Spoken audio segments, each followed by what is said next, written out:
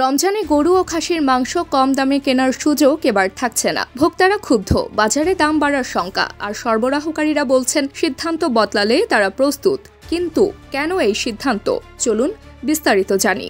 2020 সাল থেকে রমজানে সরকার কম দামে দুধ, ডিম আর মাংস বিক্রি করে আসছে। গত বছরও প্রতিদিন 4000 কেজির বেশি গরু ও খাসির মাংস বিক্রি হয়েছিল। কিন্তু এবার মন্ত্রণালয় জানিয়ে দিয়েছে গরু ও খাসির মাংস আর বিক্রি করবে না। গত বছর রমজানে 25টি স্থানে প্রতিদিন 4000 কেজির অধিক মাংস বাজারের দামের চেয়ে কম মূল্যে বিক্রি হতো। এই সিদ্ধান্তে সাধারণ মানুষ অসন্তুষ্ট।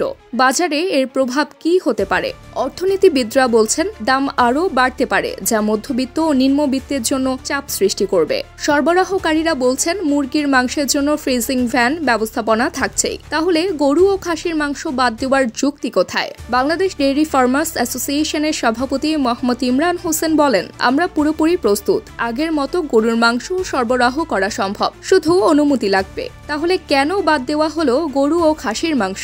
মৎস্য প্রাণী সম্পদ উপদেষ্টা ফরিদ আক্তার জানান, গতবার অনেক জটিলতা হয়েছিল, তাই নিরাপত্তা ঝুঁকির কারণে এবার গরু ও খাসির মাংস বিক্রি হবে না। তবে সরকার এবার কম দামে কিছু পণ্য বিক্রি করবে। এই রমজানে সুলভ মূল্যে পাওয়া যাবে যেসব পণ্য: ডিম, দুধ, মুরগির মাংস, মাছ।